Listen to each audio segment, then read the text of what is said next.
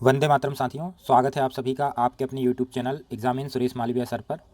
और इस वीडियो में मैं आपको एमपीएसआई एग्ज़ाम के बारे में सभी कुछ बताऊंगा। जो भी डिटेल्स आपको ज़रूरत पड़ने वाली है एग्ज़ाम की तैयारी से पहले, वो सभी कुछ मैं आपको इस वीडियो में बताऊंगा ताकि आप लोग निश्चिंत होकर एग्ज़ाम की तैयारी कर सकें। इस वीडियो में मैं आपको इस एग्ज़ाम के लिए क्या क्या एलिजिबिलिटी है वो बताऊँगा, एग्ज़ाम का पैटर्न क्या होता है, किस तरीके का पेपर, कितने पेपर होते हैं, कितने मार्क्स का पूछा जाता है, टाइम क्या मिलता है, ये बताऊंगा। सिलेबस बताऊंगा, टेक्निकल और नॉन टेक्निकल दोनों पोस्ट के लिए क्या सिलेबस होता है, और एक्सपेक्टेड डेट्स बताऊंगा कि ये एक्सपेक्टेड डेट्स क्या हो सकती हैं।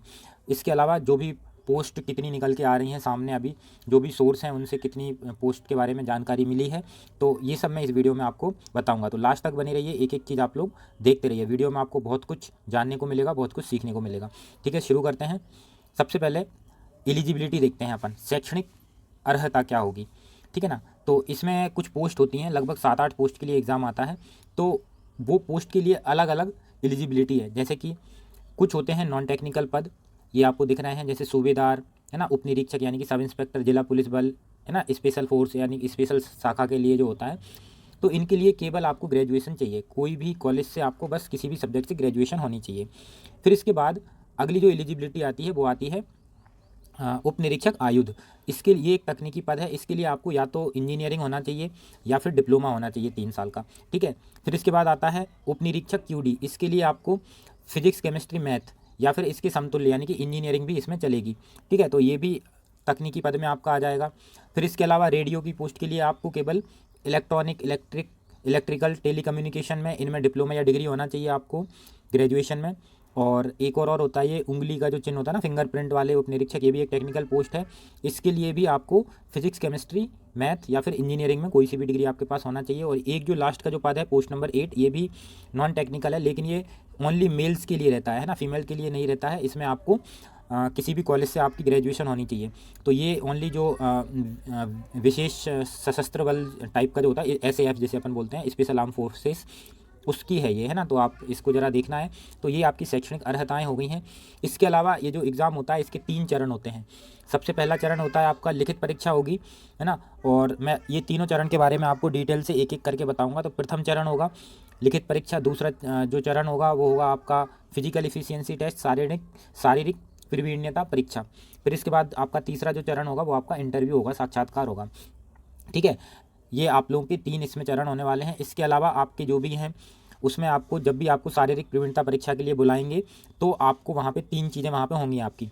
देखो, कांस्टेबल का जो एग्ज़ाम होता है वहाँ पे आपकी ये चीज़ें नहीं होती हैं, लेकिन जो एसआई का एग्ज़ाम होता है वहाँ पे आपकी ये चीज़ें होने वाली हैं। सबसे पहले तो देखो, कांस्टेबल में केवल दस्तावेज का परीक्षण करते हैं और आपको फिजिकल करा लेते हैं, लेकिन यहाँ पे दस्तावेजों का परीक्षण तो होगा ही, साथ में ऊंचाई और सीने की माप भी होगी, नौकनी और फ्लैट फुट भी आपको यहाँ पे चेक किए जाएंगे। ठीक है, इतने काम यहाँ पे आपके होने वाले हैं। ठीक है, चलो, ये 3 चीज़ें जब आपकी हो जाएंगी तभी आपको ये लोग दौड़ाएंगे। ठीक है, ये तीनों में जो भी इंसान सफल हो जाएगा फिर ये आपको जो फिजिकल इफिशियंसी टेस्ट है उसमें आपको ये भाग लेने देंगे। ठीक है, फिर इसके अलावा जो फिजिकल इफिशियंसी टेस्ट में पास होगा उन्हें इंटरव्यू के लिए बुलाया जाएगा। आप लोग समझ गए होंगे तीनों स्टेप। अब अपन एक एक करके इनके सारे चरण देखते हैं। सबसे पहला चरण जो है वो है लिखित परीक्षा का। लिखित परीक्षा में 2 पेपर होंगे। जो टेक्निकल के लिए भरेंगे उनके 2 होंगे, नॉन टेक्निकल भरेगा उसका एक ही पेपर होगा। और हर दिन ये पेपर होते हैं। जो पहली शिफ्ट होती है उसमें आपका टेक्निकल पेपर होगा, 2 घंटे का होगा, 100 क्वेश्चन पूछेंगे। अभी मैं बताऊंगा इसका पैटर्न क्या होगा। दूसरा जो पेपर होगा वो आपकी हिंदी अंग्रेजी और जो भी आपके मैथ रीजनिंग जीके साइंस ये सब चीज़ें वो पूछेंगे, वो 3 घंटे का होगा, उसमें 200 क्वेश्चन होंगे। समझ गए आप लोग, 2 पेपर होंगे। टेक्निकल वालों को लिए दोनों देने पड़ेंगे, नॉन टेक्निकल वालों को सिर्फ एक देना पड़ेगा।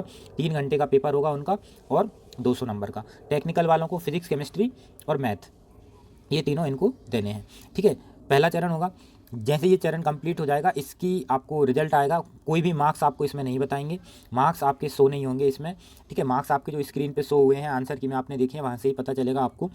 और जो भी आपकी यहाँ पे लिखित परीक्षा की जो मेरिट आएगी, जो आपको फिजिकल के लिए बुलाएंगे, वो 5 गुना उम्मीदवारों को बुलाएंगे। अब किसी के मार्क्स अगर टाई अप होंगे तो ये संख्या 5 गुना से ज़्यादा हो सकती है। ठीक है, शारीरिक अर्हता में आपको थोड़ा सा यहाँ पे जानकारी मैं दे देना चाहता हूँ कि आपकी जो पुरुष की जो ऊंचाई होनी चाहिए वो 167.5 सेंटीमीटर या इससे ज़्यादा होनी चाहिए। महिला के लिए 152.4 सेंटीमीटर या इससे ज़्यादा होना चाहिए। जो चेस्ट है मेल्स के लिए वो है 81 सेंटीमीटर फुलाने, है ना, बिना फुला 81 सेंटीमीटर और फुलाने के बाद आपकी 86 सेंटीमीटर, यानी 81-86 आपकी होनी चाहिए। 5 सेंटीमीटर तो फुलाव आपका होना ही चाहिए, भले ही चाहे आपकी चेस्ट अगर 85 भी है, 85 है तो फुला के आपकी 90 होनी चाहिए। ठीक है, समझ गए। अपंग नहीं होना चाहिए, नौकनी, फ्लैट फुट, ये सब नहीं होना चाहिए, दृष्टि दोष नहीं होना चाहिए, चिकित्सीय मतलब कि मेडिकली आपको फिट होना चाहिए। ये चीज़ आप लोग पहले देखेंगे फॉर्म भरने से पहले। फिर इसके अलावा आपको जो फिजिकल जो होगा स्टेप 2 होगी, उसमें आपको 800 मीटर की दौड़ होगी, जो कि पुरुष के लिए होगी 2 मिनट 40 सेकंड, एक ही चांस मिलेगा। महिला के लिए 3 मिनट 30 सेकंड, और जो एक्स सर्विसमैन है उनके लिए है 3 मिनट 15 सेकंड, एक एक अवसर ही मिलेंगे। ठीक है, फिर इसके अलावा लंबी कूद और गोला फेंक होगा, तो पुरुष के लिए है 13 फीट का, महिला और भूतपूर्व सैनिक के लिए 10-10 फीट। इनके 3-3 अवसर मिलेंगे, आप 3 चांस में पूरा कर सकते हैं। तो दूसरा लंबी कूद होगा, है ना, 13 फीट कूदना है पुरुष के लिए, महिला के लिए 10 फीट, भूतपूर्व सैनिक के लिए भी 10 फीट। फिर इसके बाद आपका आता है गोला फेंक। गोला फेंक पुरुष के लिए है 19 फीट, जो लगभग 7.25 किलो का, यानी 7.26 किलोग्राम का होता है ना। जो पुरुष फेंकेंगे कितना, 19 फीट, और इसके 3 अवसर मिलेंगे। और महिला 15 फीट फेंकेंगी, उनका गोला 4 किलो का रहेगा, उनको भी 3 अवसर मिलेंगे। और भूतपूर्व सैनिक जो होंगे वो 15 फीट फेंकेंगे, और उनका गोला भी 7.25 किलो के आसपास ही रहेगा। तो ये आपका फिजिकल यहाँ पे रहने वाला है। फिजिकल की जानकारी आपको यहाँ पे मैंने बता दी है। फिर जो साक्षात्कार होगा, जो भी आपका इंटरव्यू होगा, ये सारी इसमें आप क्लियर हो जाएंगे, सभी को आप लोग पास कर लेंगे। तो इसके बाद आपका होगा इंटरव्यू। तो इंटरव्यू में आपके 10 मार्क्स इंटरव्यू के आपके रहेंगे यहाँ पे, है ना। और बोनस अंक आपको नहीं मिलेंगे। जैसे आप लोग अगर बोले हम एनसीसी और, है ना, इन सब में थे, तो किसी को कोई अंक नहीं मिलने वाले हैं, और या फिर कोई भी कैटेगरी हो, किसी को कोई बोनस अंक नहीं मिलने वाले हैं यहाँ पे। ठीक है, साक्षात्कार के आपको 10 अंक जरूर मिलेंगे। ठीक है, फिर इसके अलावा जो भत्ता वगैरह है उसकी जानकारी यहाँ पे दे के रखिए। अब अपन आते हैं सिलेबस पे। सिलेबस यहाँ पे जो टेक्निकल पोस्ट होगी, जो पेपर 1 होगा, जो जिन्होंने भी टेक्निकल के लिए भराया उनके लिए आएगा केमिस्ट्री, फिजिक्स और मैथ, यानी कि पीसीएम, जो तीनों सब्जेक्ट रहेंगे ये आएंगे, जिसमें से केमिस्ट्री 33 नंबर की, भौतिकी 33 नंबर की, और मैथ्स 34 नंबर का, 34 नंबर का मैथ्स आएगा। और ये जो दोनों ही आने वाले हैं आपके 11th और 12th लेवल के आएंगे, है ना। 11th और 12th लेवल का एग्जाम आता है, आप लोग प्रीवियस ईयर पेपर देख सकते हैं, थोड़ा टफ पेपर आता है, है ना। तो ये जो पेपर है ये तकनीकी पदों के लिए है, 100 नंबर का पेपर होगा, 2 घंटे का टाइम मिलेगा। फिर इसके अलावा यहाँ पे आएंगे अपने अतकनीकी यानी नॉन टेक्निकल पदों के लिए आएगा। तो यहाँ पे सबसे पहले इंग्लिश का सिलेबस दे के रखा है। इंग्लिश 30 मार्क्स की आएगी, जिसमें आपके tense, modals, determiners, articles, voices, narration, prepositions, clauses ये आएंगे। इसके अलावा आपके जो और भी हैं, इसमें अनसीन पैसेजेस वगैरह आ सकती हैं, इसमें वैरायटी ऑफ क्वेश्चंस आस्क करे जाएंगे, है ना। ये सब चीज़ें आपकी आएंगी। ठीक है, आप लोग बिल्कुल चिंता मत कीजिए, मैं स्ट्रेटेजी की वीडियो जस्ट आपकी कल या परसों में डाल दूंगा, यानी कि ये वीडियो पब्लिश होगी आज, यानी कि 7 मार्च को, और 8 या 9 मार्च को मैं आपको वीडियो डाल दूंगा स्ट्रेटेजी की, बिल्कुल मास्टर स्ट्रेटेजी की, step by step, day by day की स्ट्रेटेजी। ठीक है, तो चैनल को आप लोग सब्सक्राइब कर लेना, वीडियो अच्छी लगे तो लाइक कर लेना। ठीक है, आपको मैं यहाँ पे बहुत हेल्प भी करने वाला हूँ, हिंदी, इंग्लिश, और मैं आपकी मैराथन क्लासेस भी लूँगा, जैसे ही वो आएगी नोटिफिकेशन, जब भी आएगी मैं आपको अभी बताने वाला हूँ कब आने की संभावनाएँ हैं। तो मैं आपको बहुत हेल्प करने वाला हूँ इस एग्ज़ाम में। ठीक है, तो आप लोग बस चैनल के साथ बने रहिए, जुड़े रहिए। पाठ्यक्रम हिंदी का जो होगा 70 नंबर की हिंदी आएगी आपकी, आप यहाँ पे देख सकते हैं।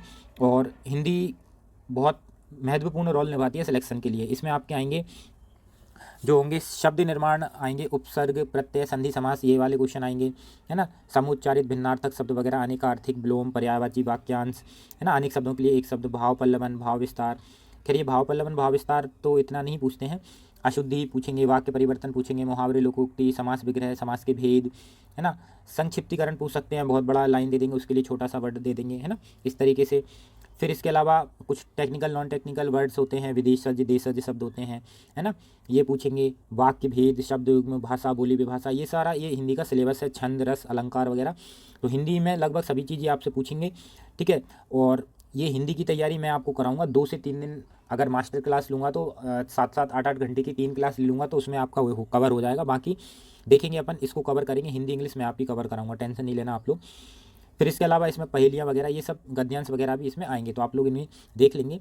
और ये आपके 100 नंबर के हो गए, 30 की इंग्लिश, 70 की हिंदी।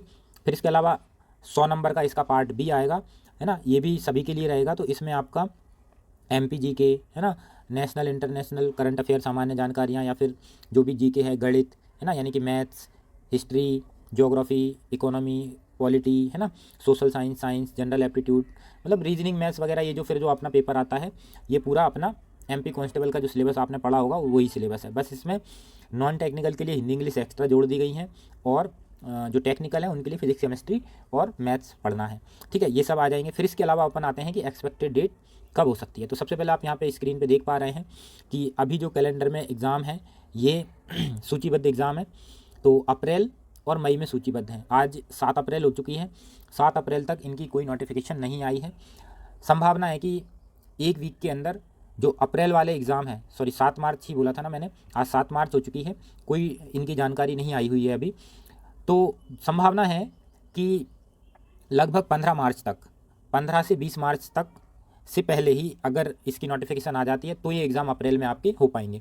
ठीक है, लगभग आपको अब एक महीने तो ये लोग आपको एग्ज़ाम फॉर्म भरने के लिए टाइम भी देंगे, फिर एडमिट कार्ड भी रिलीज़ होगा, स्क्रूटनी भी होती है, दुनिया भर के काम होते हैं। तो अगर 15 तारीख से पहले ही नोटिफिकेशन आ जाती है तो ही ये एग्ज़ाम आपके अप्रैल में हो पाएंगे, नहीं तो मुझे नहीं लगता है कि ये इतने सारे एग्ज़ाम को अप्रैल में भी ये करा पाए। ठीक है, तो अप्रैल में ही शेड्यूल है एग्ज़ाम, मई में भी शेड्यूल है। तो अगर हम इनको मानें कि ये जो एग्ज़ाम है अप्रैल मई में भी अगर होते हैं इनकी नोटिफिकेशंस आनी है, 8 एग्ज़ाम है, इनकी नोटिफिकेशंस भी देंगे वो लोग, फिर फॉर्म भरने के लिए साइट भी ओपन करेंगे, साइट हैंग ना हो जाए, ये सब चीज़ें। तो आप ये समझ लीजिए कि अभी मार्च और अप्रैल में कोई वैकेंसी की नोटिफिकेशन तक नहीं आनी है। ठीक है, हाँ ऐसा आ जाएगा कि कोई इनका नोटिफिकेशन इस तरीके से आ सकती है कि इतने तारीख से आपके फॉर्म डलेंगे, यानी कि फॉर्म डलने स्टार्ट नहीं होंगे आपके मार्च और अप्रैल में। अगर आपकी नोटिफिकेशन आती है, जैसे कि मैं एक्सपेक्ट कर रहा हूँ कि मई में आएगी, मई में नोटिफिकेशन आपकी आ जाएगी तो जून में आपके फॉर्म भराएंगे, तो लगभग ये जो एग्ज़ाम की डेट होगी वो अगस्त से सितंबर तक ही होगी, अगस्त सितंबर तक। ठीक है, अगस्त सितंबर, अक्टूबर भी जा सकता है ये एग्ज़ाम, अगस्त सितंबर आप लोग मान के चलिए। मैं आपको एक एक्सपेक्टेड ये बता देता हूँ कि 15 अगस्त के बाद ही ये एग्ज़ाम कंडक्ट हो सकता है। ठीक है ना, 15 अगस्त के बाद। तो अभी आपके पास पूरे 6 महीने का टाइम है, अगर आप चाहें तो तैयारी करो। और 6 महीने की तैयारी मांगता है ये एग्ज़ाम, MPSI का एग्ज़ाम के लिए 6 महीने की तैयारी आपको चाहिए ही रहेगी। लास्ट टाइम ये एग्ज़ाम हुआ था 2017 में एग्ज़ाम हुआ था और इसकी वैकेंसी आप लोगों को आई थिंक याद होगी, तो लगभग 611 ऐसी कुछ 600 के आसपास ही वैकेंसीज थी।